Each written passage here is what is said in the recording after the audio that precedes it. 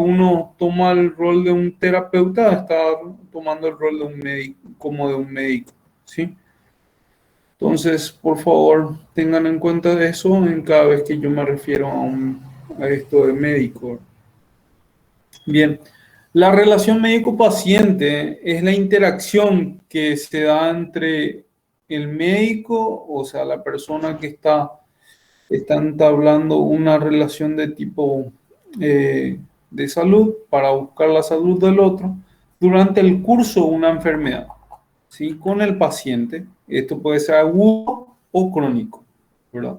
Esta relación es una relación profesional que sirve de base a la gestión de salud. Esta relación puede influir en el curso de la enfermedad y en la eficacia del tratamiento, ¿sí?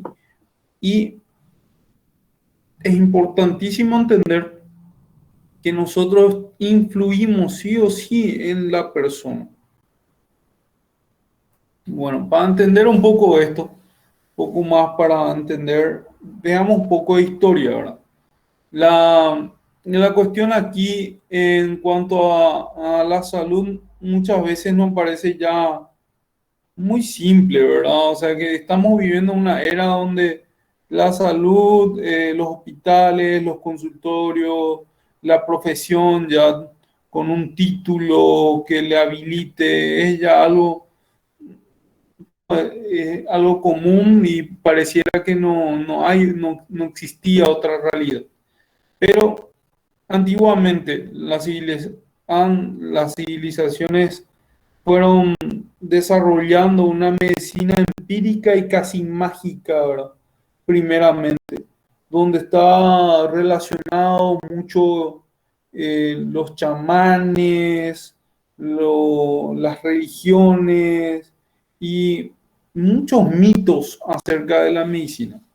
Después, en Grecia, antes del siglo V y el siglo VI antes de Cristo, se empezó a hablar de una medicina más técnica, a hablar un poco más de medicamentos, ¿verdad? Se empezó a usar eh, los medicamentos analgésicos, se empezó a ver un poco más la evolución de la enfermedad en forma más respetuosa, entender un poco más. Y sobre todo Hipócrates hizo como un contexto un poco más profesional del ejercicio de la medicina, ¿verdad? Que hasta hoy sigue esa filosofía hipocrática y sobre todo también el juramento hipocrático es una de las éticas más respetadas hasta hoy en día, ¿verdad? Para el ejercicio de la profesión de salud, vamos a decirle, no solo médico, de salud, ¿no? Después de esto, la era cristiana, después toda la civilización cambia después de Cristo. La influencia de Cristo en nuestra evolución como cultura universal fue muy, muy, muy marcada, ¿verdad? Es así también que se empieza a considerar al enfermo como una persona que debería de tener una consideración especial y también ser cuidado por la sociedad, ¿verdad? Entonces, hay centros de caridad, ¿verdad? Del siglo XVII hay una enseñanza de medicina un poco más, ya un poco más estructurada, y en el siglo, perdón, XIII empiezan las universidades en Europa. En el siglo XIX y XX hay ya una escuela técnica de medicina. Y en 1993 la OMS ya empieza a hablar de una asistencia personalizada. Tenemos que entender que también acá hubo un retroceso muchas veces al desarrollo. Con el desarrollo científico se fue perdiendo un poco más esa relación del médico-paciente en forma individual por lo tanto hubo un distanciamiento del médico, o sea, del terapeuta, vamos a llamarlo. ¿Sí? Entonces vamos a tratar de ver unos contextos, ¿verdad? Acerca de esto. Vamos a hablar un poco del contexto social, ¿verdad? En el siglo XVIII y XIX se atendía a las personas en sus casas, en sus domicilios. Las personas de recursos económicos tenían sus médicos personales, sus médicos de familia, ¿verdad? Y la gente de escasos recursos asistía a lugares de caridad, ¿verdad?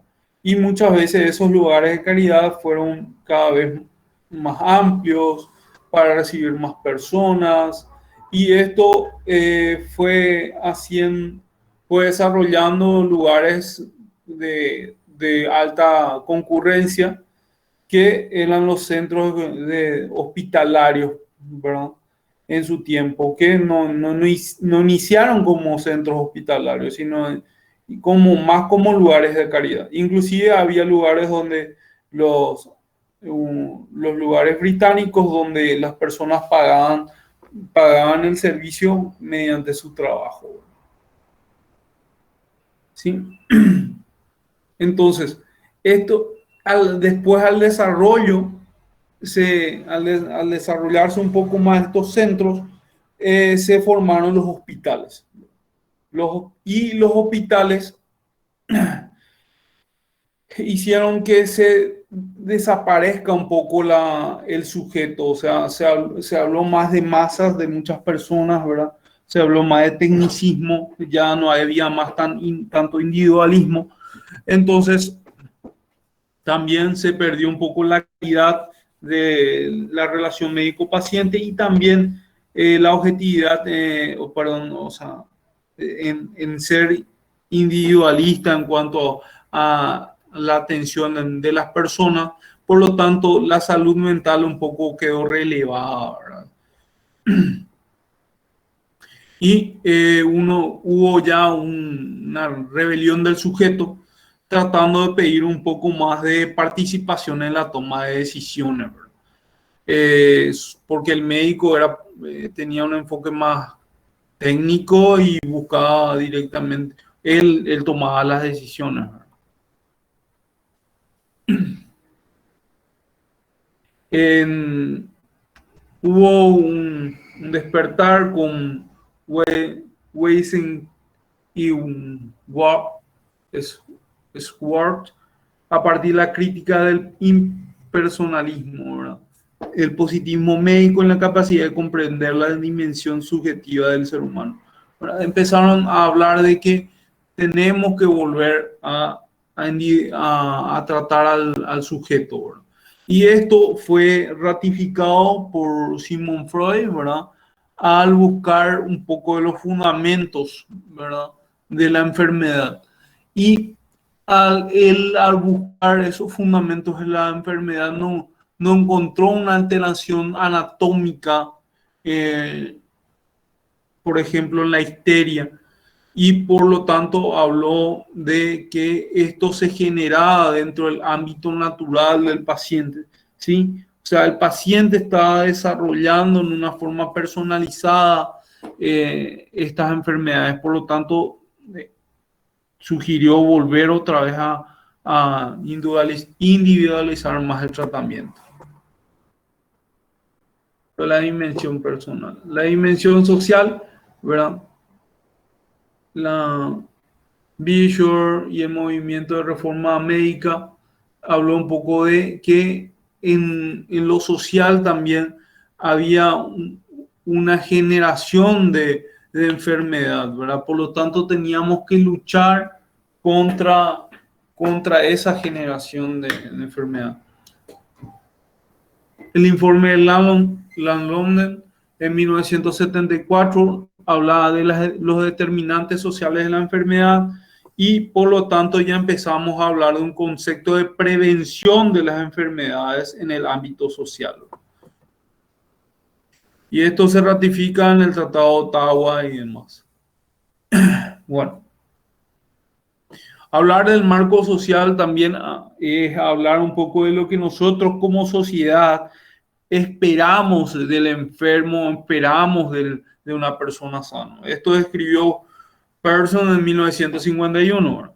Una persona sana es aquella que nosotros esperamos que trabaje, que cumpla sus roles sociales en cuanto a, en cuanto a ser parte de una familia, cumplir el cuidado, el respeto y sobre todo las relaciones familiares. ¿Verdad?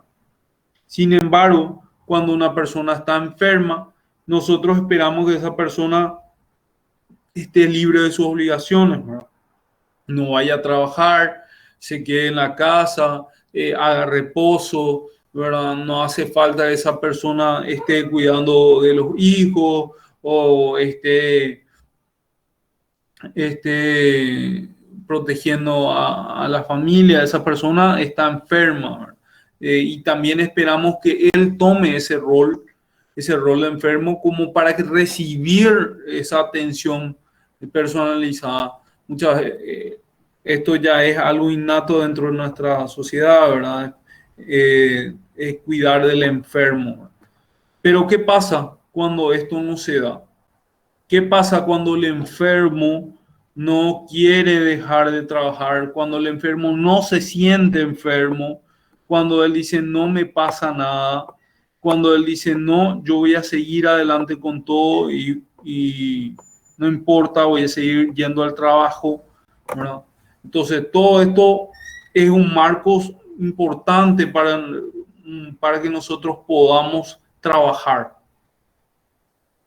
¿sí? Y también acá hay un marco del medio, donde nosotros esperamos que el terapeuta haga un, de un administrador de la salud. O sea, que tome ese rol de dirigir al enfermo hacia lo que necesita, le dé un reposo, cuide él y sobre todo también el terapeuta sea responsable un poco acerca de lo que es el enfermo en esos momentos y la toma de decisiones.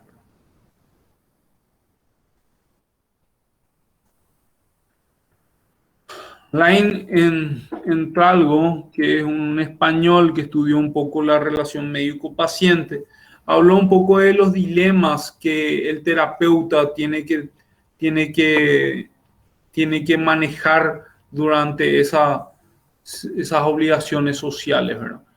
Hablamos de la orientación de la colectividad o hacia sí mismo, del universalismo o la particularidad. Hablamos de atender el atendimiento de las condiciones, ¿sí? De dónde es, de qué familia viene, cuál es su rol social, o la exclusiva consideración del rendimiento social, ¿verdad? Considera que vuelva otra vez a simplemente a cumplir su rol. Una orientación del generalismo o una orientación hacia lo especialismo directo.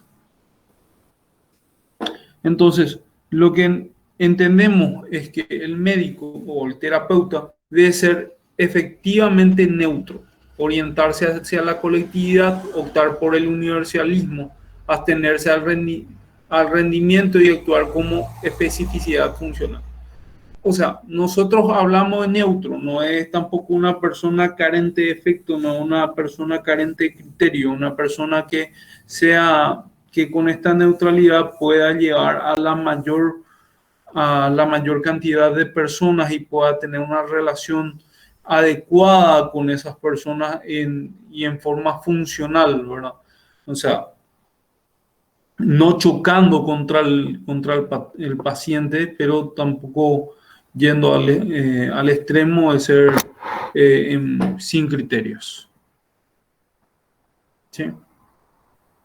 Entonces, recalcando un poco la parte psicosocial, hablamos que Freud fue el primero en analizar la importancia de la relación psicológica entre el médico y el paciente, ¿sí? Pero Walling creó el concepto también de doctor. Ustedes también escucharán alguna vez el efecto de la bata blanca, ¿verdad? La bata blanca, ese efecto de la bata blanca, ya habló Valen que ese concepto de terapeuta influye directamente en el tratamiento, ¿verdad? Inclusive hay un efecto placebo. Muchas personas con solamente ver al terapeuta ya se siente sano, ya se siente contenido, mejora, ¿verdad? Sí, esto se ha visto con estudios que hay ese efecto. Bueno, consideremos un poco la relación del médico y el paciente, ¿verdad? La conducta del paciente debería de ser buscar ayuda para mejorar su salud o y consideramos que siempre hay un temor, una ansiedad con respecto a la enfermedad. Entonces, esto es importante porque muchas veces nosotros vamos a tener pacientes que vienen traídos por sus familiares. Ahí tenemos enfermos, no tenemos pacientes. Una gran diferencia. El paciente es aquel que viene, se siente enfermo y busca ayuda. Pero si no hay solamente un enfermo, no, y que no está buscando ayuda, o ese es el que busca ayuda, el familiar, ¿sí? Entonces, el tener esas consideraciones hace que nosotros podamos tener una buena relación con la persona, respetando su punto de vista, ¿verdad? Y la conducta del terapeuta, ¿sí? Debería el paciente, el que va a recibir el servicio, siempre considera que el terapeuta sería un acogedor, o sea, que llegue a él de una forma amable, afable, respetuosa, ¿sí? Con atención, ¿verdad? Y a un nivel en el cual pueda hacerse esa interacción en forma efectiva para él. Por lo tanto, con una comunicación fluida, pero a nivel de que él pueda comprender. No. Y si hablamos de comunicación, tenemos que hablar mucho y entender un poco mucho de esto, ¿verdad? Que es los grados de comunicación que nosotros tenemos. Está el verbal, ¿verdad? Y está el no verbal, ¿sí?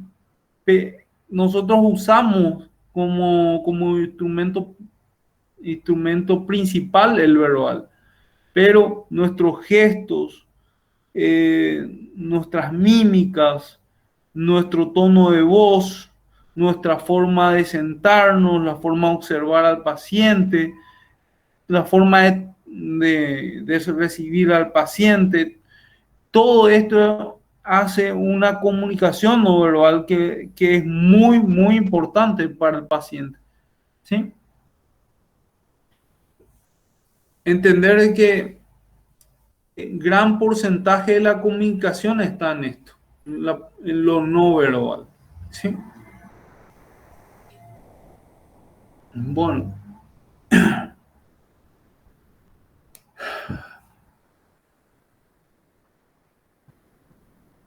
bueno. Algunas premisas, ¿sí? Entender que para mejorar, para buscar nosotros una buena relación médico-paciente, tenemos que entender que el paciente viene buscando una mejoría de salud y bienestar, ¿verdad? Y esto en forma personal o a veces en forma de la población, ¿verdad? Evitando el sufrimiento. Un punto principal es todos quieren ser felices, ¿verdad? Esto le iguala a todos, buscan la felicidad. Algunas personas no entienden muchas veces qué les falta, qué les pasa, ¿verdad? Pero este punto principal ayuda muchas veces a poner objetivos entre el paciente y el terapeuta. También es importante el hecho de que los pacientes se sientan cómodos, ¿sí? Al compartir sus problemas, ¿sí? Eh, Nosotros tenemos que considerar al paciente como una persona que está está confiando en nosotros, está entregando su intimidad para que nosotros podamos influir en él en una forma positiva. O sea, esto debería de ser algo importante ya para nosotros y valorarlo. No solo, ¿sí? Esto hace que el paciente se sienta acogido por nosotros. Y esto que es, buscan siempre los pacientes, que es la escucha, una escucha atenta, ¿verdad? ¿Sí? Como para poder recabar datos relevantes, ¿verdad?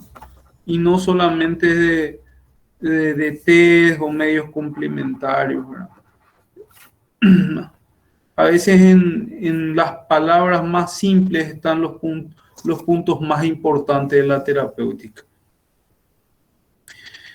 El respeto a la idiosincrasia del paciente.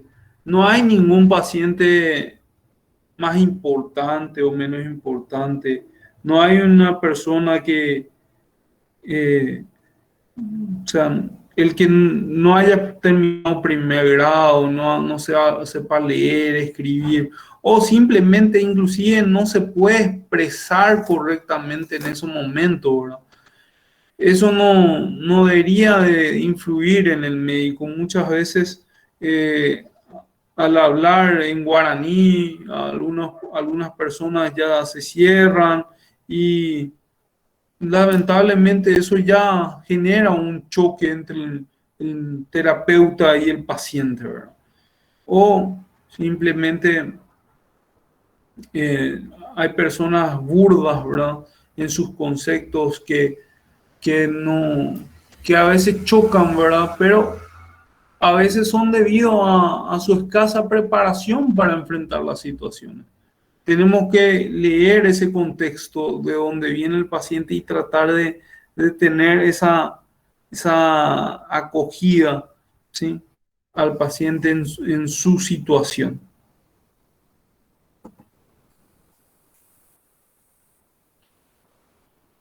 Se debe establecer un clima de confianza, ¿sí? De seguridad y veracidad, ¿sí? Esto se va construyendo con el paciente, ¿sí? Algunas veces que venga un poco auditativo, que venga un poco con recelo a ser profesional, ya las personas se cierran, ¿verdad? O sea, no, ahí está la puerta. Muchas veces eso ya cierra al terapeuta debido a que no quiere lidiar con esa desconfianza del paciente. Eso es parte del proceso. Tenemos que nosotros ganarnos al paciente. El paciente tiene que sentirse en un ambiente de seguridad y esto debe llevar a un consuelo, a una ayuda, ¿sí? Y esto debe ser un ámbito bidireccional, ¿verdad? De confianza mutua. Bueno, el objetivo de la relación, reconocer la Hola, profe. necesidad de la... ¿Sí? Profe, una consulta. ¿Vos haces consultorio y eso? ¿Qué? ¿Vos haces consultorio, no? Sí, yo estoy en consultorio hace años. No, Estoy en y consultorio en el privado. de repente nomás te quería preguntar si tenés alguna táctica así especial que vos usás para ganarte al paciente Sí, una de las consideraciones más importantes en nuestra profesión, en esta profesión que es la salud mental para mí, es entender que nadie quiere ser juzgado y analizado, ¿verdad? Por lo tanto, un trato afable, un trato agradable y, sobre todo una conversación cotidiana en cuanto a sus motivaciones simples, en cuanto a sus consideraciones más frecuentes, hacen que la persona empiece a abrirse. Tenemos que entender que la consulta en sí tiene tiempos. O sea, hay varios tiempos en los cuales tenemos que respetar. Uno es cuando el paciente, lo que acabamos de hablar, que es primero es la acogida del paciente, recibir al paciente. Ese trato agradable en el cual el paciente se siente bienvenido. Segundo es agarrar y bajar un poco los decibeles de esa ansiedad que trae el paciente, ¿verdad? Trae su enfermedad, trae esas ganas de conocerlo a usted, de saber si le importa o no. Entonces, tratar de hablar con él, presentarse y presentar un diálogo fluido, un diálogo amable, ¿verdad? En el cual el paciente se siente contenido, ¿verdad? Y siente que va a poder hablar de los temas. No podemos ir directamente al punto, eso es a veces desagradable, ¿verdad? Cuando uno está en un ámbito a veces público, uno puede decir qué le trae por aquí, cuál es su motivo de consulta, ¿verdad? Y ir un poco más rápido. Ellos entienden esto, pero también quieren que uno lo trate en una forma en la cual él se sienta que usted está interesado y es atento a la persona en sí, ¿verdad? Por eso hablamos de ese primer momento de lo que es un hospital. Los hospitales públicos hicieron esto, que nosotros vayamos directamente al punto, ¿verdad? Hoy en día se ve eso. Yo hago público y hago privado. El público es distinto. Ayer, o sea, a veces tenés que ver 30 pacientes o 20 pacientes en una mañana, cosa que nosotros normalmente en el público veríamos 5 o 4 pacientes en el público, en el privado, perdón, y en el otro vemos el triple o 4 veces. Entonces, eso no es hoy, eso fue hace años, desde el inicio de lo que es la atención pública, o sea, la atención en forma generalizada. Pero nosotros tenemos que luchar hoy contra eso. O sea, nosotros tenemos que dar esa calidad de atención. Más todavía nosotros estamos hablando de unas enfermedades psicosomáticas. O sea, estamos hablando de enfermedades que mucho de lo que necesitamos entender y saber es acerca de el desarrollo de esa interacción de la persona con su medio, con lo que él, con las personas y consigo mismo. Por lo tanto, necesitamos llegar a lo profundo del razonamiento de esa persona. Si nosotros entramos de golpe, esa persona se va a cerrar, va a tener un mecanismo de defensa con nosotros. Y entonces lo más probable es que tengamos sesgos en nuestra evaluación y en nuestro diagnóstico y también en nuestro tratamiento. Por eso este módulo es muy importante. Aunque no hablemos de patología en este módulo, estamos hablando de puntos muy principales que ustedes deberían de considerar para poder llegar al diagnóstico y al tratamiento de la enfermedad psicosomática. No sé si está bien el punto o querés preguntarme algo más con respecto a eso. Genial, profe. Genial. A veces parece que hablo mucho, acuérdense que... No, y eso es lo que quería hacer, de repente romper un poco el hielo, ¿verdad? Como para que se hable más, ¿verdad? Muy bien. Gracias, profe. Gracias. Bien. Bueno, continuemos un ratito. El objetivo, bueno, de esto es, bueno, reconocer el objetivo de los pacientes, reconocer la necesidad de la buena relación, aprender a tratar en todo momento al paciente como persona, respetando las ideas, creencias del enfermo y de su entorno. Tenemos que usar las creencias del enfermo, tenemos que aprender a usar su FODA, ¿sí? Su fortaleza, sus debilidades, ¿sí? tenemos que usar esas fortalezas del paciente. Algunas veces las personas se cierran y quieren, o sea, los terapeutas se cierran y quieren introducir sí o sí nuevas fortalezas o crear nuevas fortalezas sí o sí el paciente. Pero esas fortalezas del paciente que él ya lo trae, es mucho más factible para él reafirmarlos que antes estar ingresando una nueva fortaleza o agarrando y creando un concepto nuevo. Esto puede ser una creencia religiosa, por ejemplo. Si él tiene una esperanza de vida debido a un concepto espiritual muy profundo, y bueno, si eso le va a ayudar, adelante, hay que reforzar eso, ¿sí? Si es una creencia en cuanto a la familia, en cuanto a la fortaleza del vínculo y por ejemplo, en los orientales, ellos se sienten muy realizados al dar una,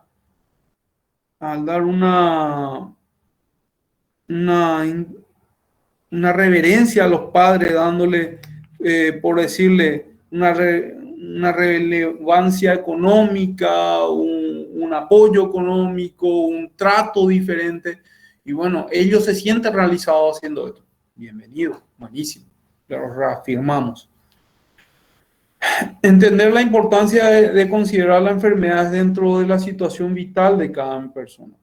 No es lo mismo una enfermedad para una persona, un granito no es lo mismo para una persona que para otra persona.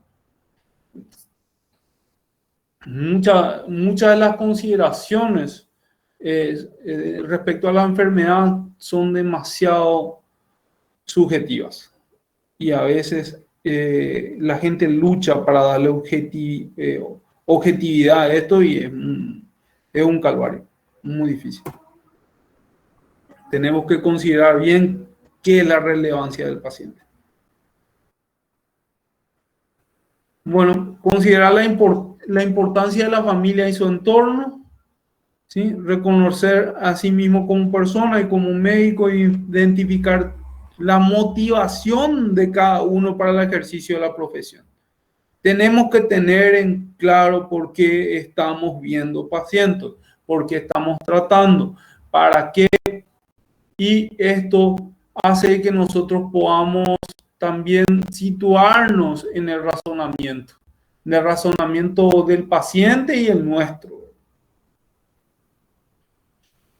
Alguna vez se choca muchísimo cuando el paciente te dice, te habla de tus honorarios o te habla simplemente, ¿sabes qué, doctor? Hace tiempo que estamos, no avanzamos y vos acá me tenés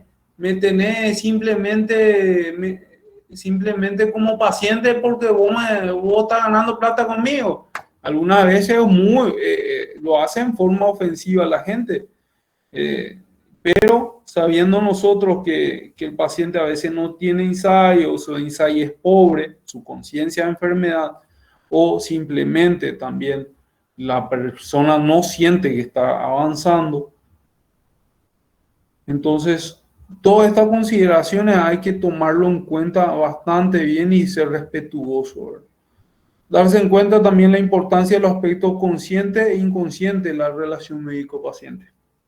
Toda palabra que nosotros digamos, ¿sí?, es muy importante para el paciente. Nosotros vamos a influir y cambiar el curso de su razonamiento. Si alguno está complementando su estudio con el psicodrama, no sé, ¿hay alguien que está haciendo psicodrama acá entre los alumnos? No, profe, creo que nadie. ¿Nadie? No, Bueno, pero a mí me gustaría, profe, siempre me interesó un poco esa parte, solamente que estoy esperando terminar bien el quinto y después profundizar esa parte del psicodrama. bien, el psicodrama, yo hice una formación en psicodrama, ¿verdad? Y es muy interesante el psicodrama. Uno de los puntos del psicodrama es que habla del encuentro. El encuentro es una definición muy importante. para ellos. Cada encuentro de dos personas es un momento único y ese momento está lleno de vivencias. Sí o sí uno trae su vivencia en su razonamiento en esa interacción. Sí o sí tenés una mochila cargada contigo con todos tus preconceptos, tus vivencias y todo. Eso hace que al encontrarse dos personas, sí o sí interaccionan esos mundos y nosotros cambiamos la visión del otro mediante nuestro mundo. ¿Sí? Eso sí o sí se da. Entonces, nosotros tenemos que darnos cuenta de ese mundo que estamos trayendo con nosotros en ese momento de la interacción con el paciente. Y entonces nosotros podemos un poco más lidiar con toda, o sea, poder ser un poco más selectivos en cuanto a nuestra interacción con el paciente. ¿Sí? No sé si quieren preguntar algo con respecto a esto. Seguimos adelante. Bien. Entonces, vamos a considerar un poco acerca de los modelos que se dan en cuanto a la relación médico-paciente, ¿sí? Una de las más esperadas por la sociedad es la relación paternalista. Muchos en la sociedad esperan esto, que nosotros seamos como los que dirigimos todo, tomamos las decisiones y simplemente estamos siendo agentes administradores de toda la salud del paciente. Esto, o sea, esto hace que el paciente simplemente es un recibidor de la atención. O sea, él es un pasivo. Y entonces eso influye muchísimo en la evolución de una enfermedad. Sobre todo en estas que son las que tratamos en salud mental. Como por ejemplo un paciente adicto.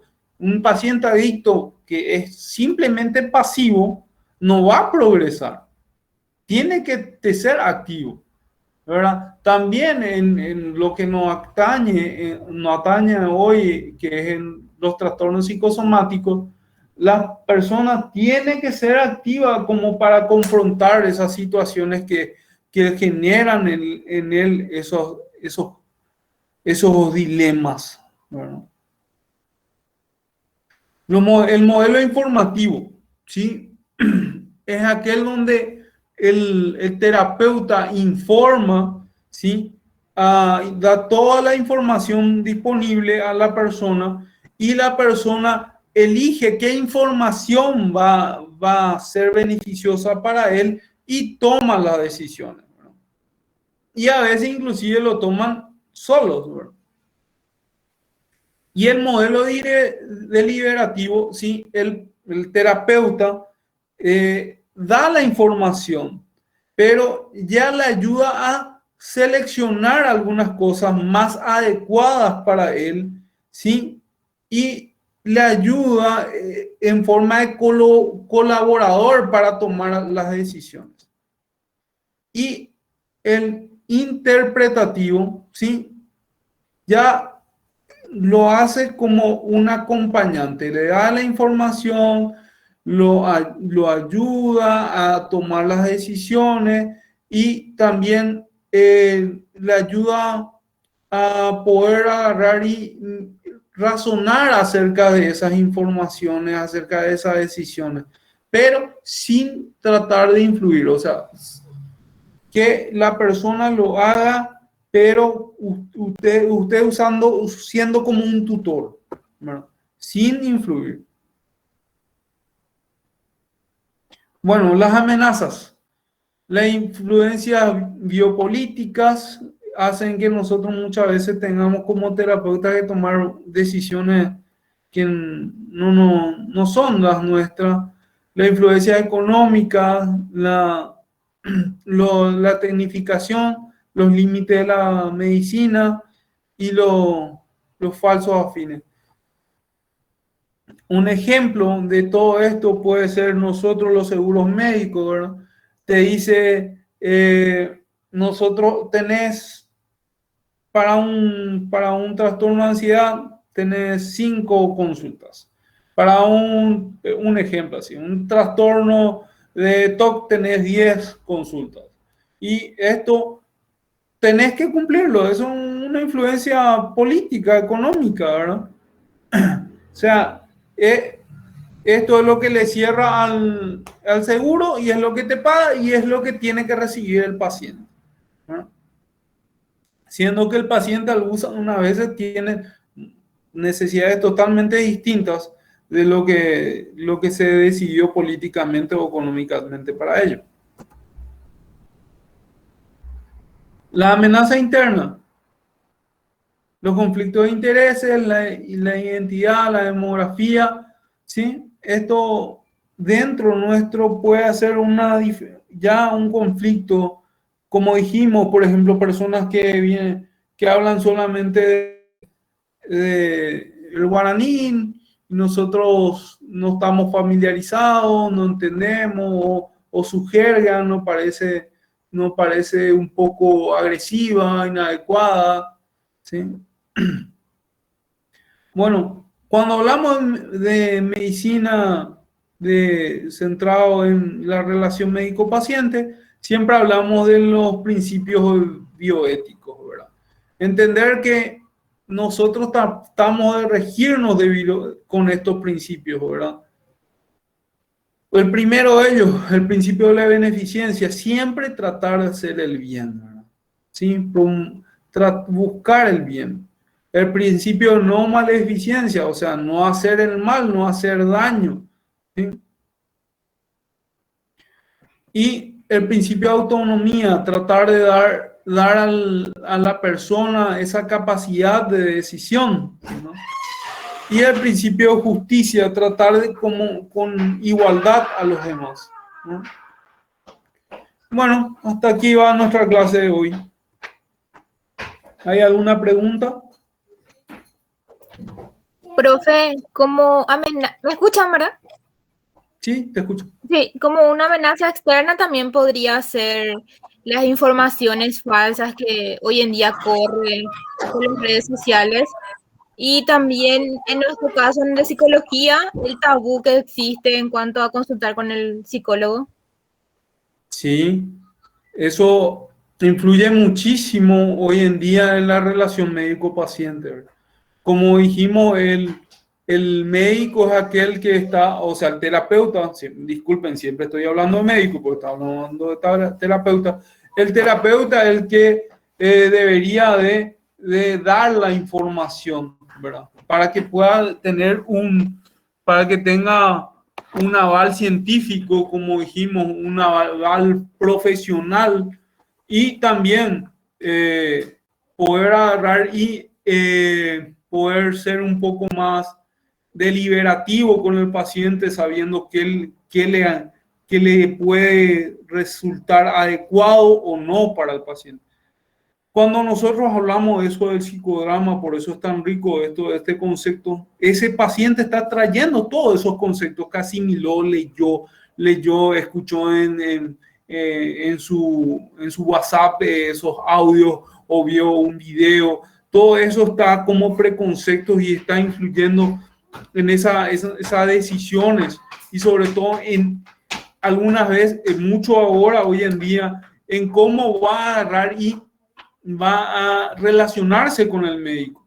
Muchos ya vienen con ese mecanismo de defensa diciendo que le quieren engañar. Algunos dicen que esto es una manipulación, que le quieren, que están viniendo estas enfermedades están viniendo para disminuir la población y todo esto hace que las personas vengan con el mecanismo de defensa bastante ya vivo, ¿verdad? Bastante desarrollado.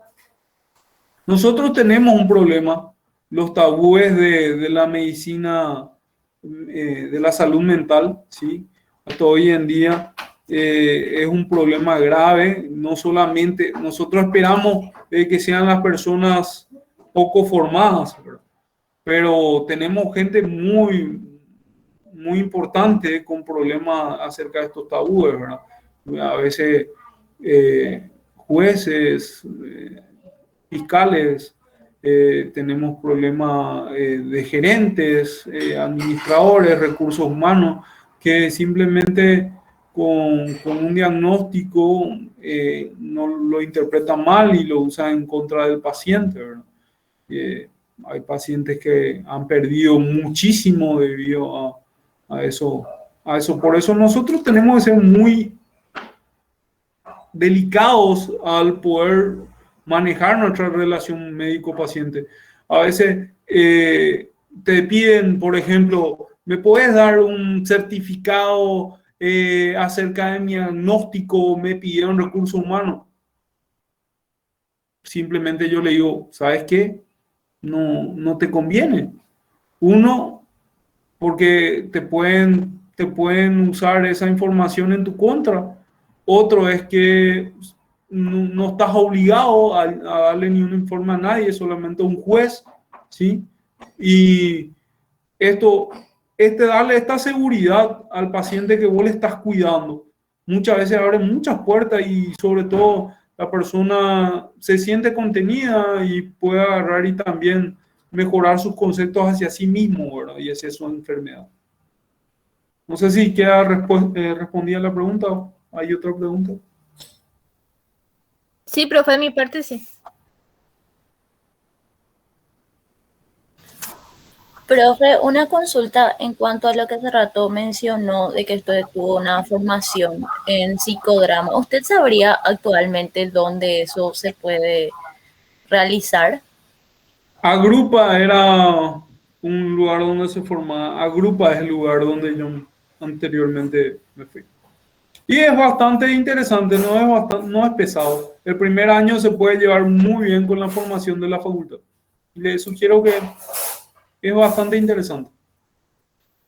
Agrupa, dijo, ¿verdad, profe? Agrupa, sí. Dale, voy a buscar, gracias. Cerca del Hospital Italianos, a una cuadra. Dale, gracias. Neida, si me permitís, profe, también, la hija del doctor Martín también lo hacía. Te voy a averiguar con ella si está actualmente haciendo grupos, porque antes lo hacían con el profe, juntaban 10 a 15 personas y abrían sus cupos. Pero su hija yo sé que está continuando con ese tema. No sé nomás si ya inició, pero iba a iniciar. Así que voy a hablar con ella y te paso el dato, ¿te parece? Dale, profe, gracias. Dale. ¿Alguna pregunta más?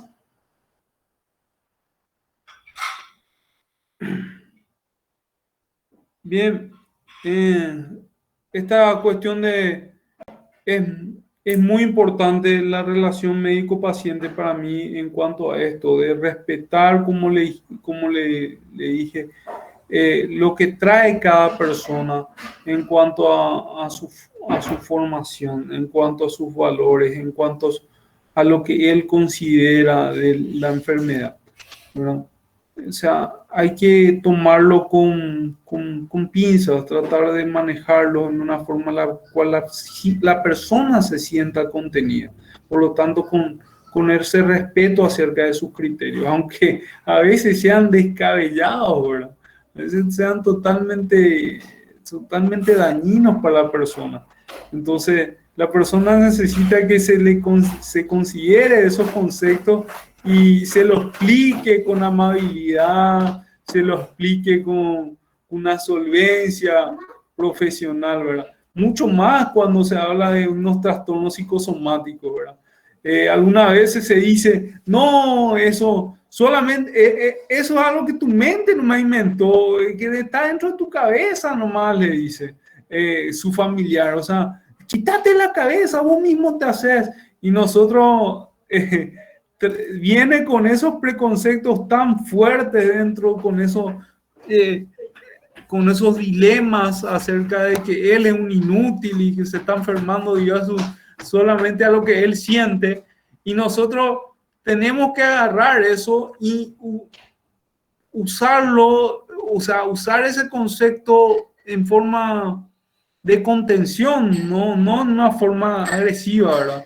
Si a explicarle bien de que él no está buscando esto, que no es fácil poder lidiar con ello, con esas enfermedades, poder explicarle que esto lleva su tiempo, que se va a poder, y sobre todo sentirse humano. O sea, muchas veces se usa ejemplos de otras patologías, de otras personas, sin perder la confidencialidad, pero sí dándole un poco más de contención. Y esto abre mucho el diálogo entre el médico y el paciente. Sobre todo el concepto de las enfermedades son más flexibles. Eso era una cosa que se me estaba olvidando. Por ejemplo, los conceptos, usar conceptos más digeribles, más apropiados. Por ejemplo, una psicosis es mucho más parecido a una confusión que otra cosa. Entonces, decir, se te confunden las cosas. Y entonces la persona entiende y puede asimilar que es una confusión, es un término mucho más digerible, ¿verdad? Como le digo. Después, hablar del trastorno de pánico como una angustia, como un término de un malestar generalizado que no puede atajarlo, ¿verdad? Y bueno, esos conceptos nosotros debemos de elegirlos, ¿verdad? En el momento de hablarlo y un momento de poder agarrar y sobre todo definir las enfermedades.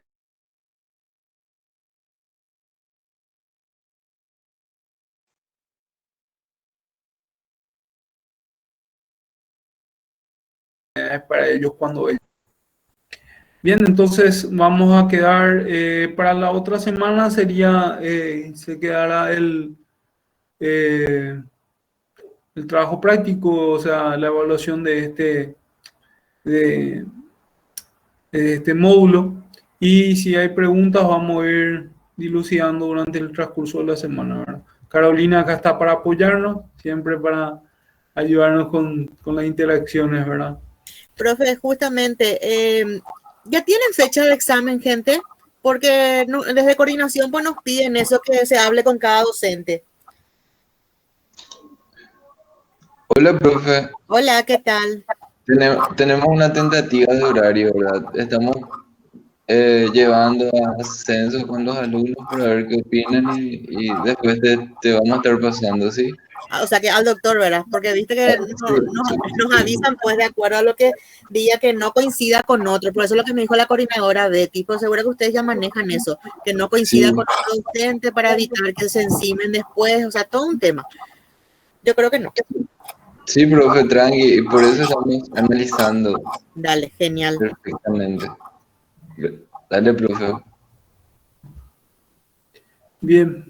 Si tienen alguna sugerencia para el desarrollo de la clase, estamos para que ustedes puedan agarrar, y también si ustedes consideran que debemos desarrollar algo más o poder tener una interacción que a ustedes parezca adecuada, podemos hacerlo, ¿verdad? Podemos verlo, si ustedes lo consideran. ¿Estamos? Porque realmente, profe, si me permitís, lo que nosotros siempre buscamos dentro de la clase es que, así como dijo el compañero Urbieta, que podamos interaccionar unos con otros, ¿verdad? Pero acá, por ejemplo, veo Nadia, 2 o 3 personas nomás están y estamos, ahora hay 28, o sea, ahora estaban 37 personas más o menos. No, es para más o menos tener un retorno y saber si es que les está llegando lo que el profe está desarrollando, ¿verdad? Porque con esos cuestionarios que nosotros les estamos haciendo a ustedes, falta mucho contenido, por decirlo de alguna manera, ¿verdad? O sea, lo ideal sería que ustedes de repente, con aquellos materiales que les alzamos o aquellos PowerPoint que el profe desarrolla, vean algunas dudas que tengan o de repente, como dijo el doctor ahora, ver la posibilidad de desarrollar un tema más, porque así como dijo él, esta parte que él desarrolló es súper importante. Ustedes recordarán el año pasado en psicopatología también cómo... o sea, tomamos toda una clase más o menos para hablar de lo que sería la entrevista, así como la pregunta que hizo el delegado, ¿verdad? ¿Qué técnica utilizar o cómo hacerlo? Porque es muy difícil estando en una entidad pública, porque así como dijo el doctor, tenés 20 minutos para tratar algo que en una hora tenías que haber tratado. Y es algo de que te vas adelantando a lo que el paciente viene a decirte, ya no puedes hacer esa anamnesis como antes. Son varias cuestiones, ¿verdad? Que de repente sería interesante si ustedes también participan. No sé si, ¿qué opinan al respecto? Sí, profe, está bien. A mí me parece que un ambiente de clase lo creamos todos, ¿verdad? Tanto el profesor como alumnos. Y los alumnos también debemos ser responsables así a la hora de plantear cosas en clases y conectarnos y preguntar, ¿verdad? Y esas cosas. Me parece muy bien lo que decís, profe, también.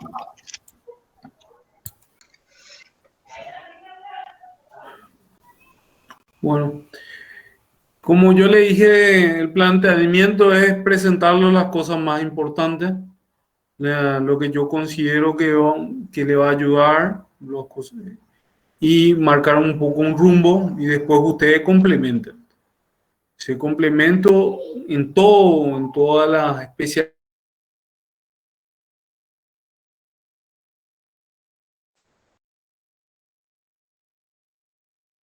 en todas las yo como espero de ustedes que ustedes también busquen esto, busquen, busquen mejorar y crecer, ¿verdad? Esto es un desafío, no se da con todo, eso sabemos, pero lo que quieren crecer, bien. Esta cuestión de las patologías psicosomáticas cada día están más en auge.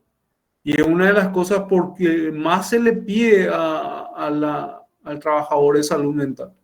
El resto, la depresión, cualquier médico le da un antidepresivo. Una psicosis, cualquier médico le da un antipsicótico. O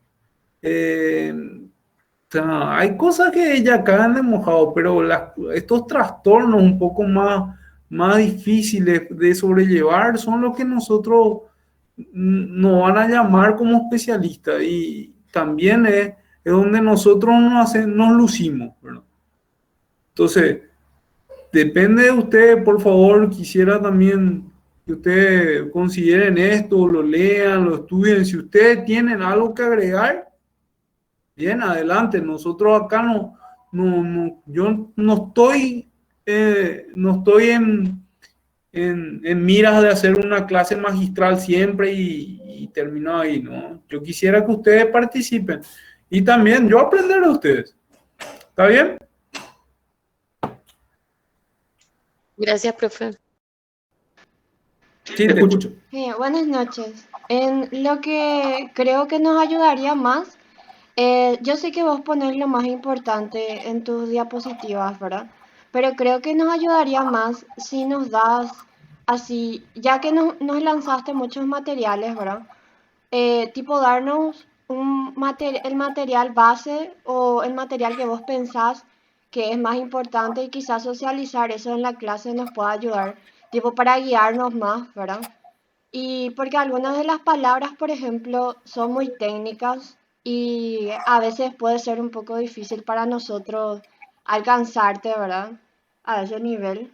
Entonces, tipo, para hacer un poco más interactivo eso, o quizás hablar de casos clínicos que vos tenés, ¿verdad? Porque la parte técnica es lo que creo que nos cuesta mucho. Bien. Está bien, me parece interesante. Vamos a tratar de traer algunos casos clínicos, ¿verdad? Hablar de algunos casos clínicos siempre. Yo trato de poner los ejemplos durante el desarrollo.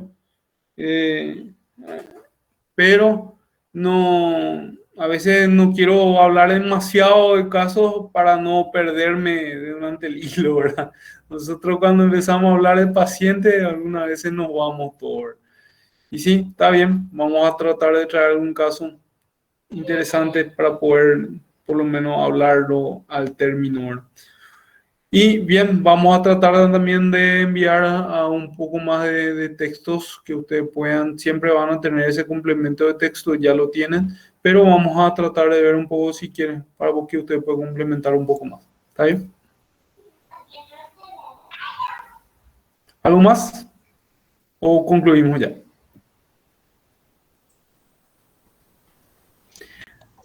Bien, vamos a estar viéndonos la otra semana o alzando el contenido, por lo menos la evaluación del contenido de este contenido la semana que viene. ¿Está bien? Y en 15 nos veríamos para la siguiente clase. Gracias, profe. Buenas noches. Gracias, profe. Bueno, Gracias, presidente. Gracias, profe. Ángela, ¿te desconectaste ya? ¿Estás todavía? Estoy todavía, profe. Ah, sí, yo te voy a estar pasando la parte bibliográfica en tu correo, así para que le socialice a los compañeros, y el resto va a estar en la plataforma. Dale, profe. Ya Ok. está. Gracias. Bueno.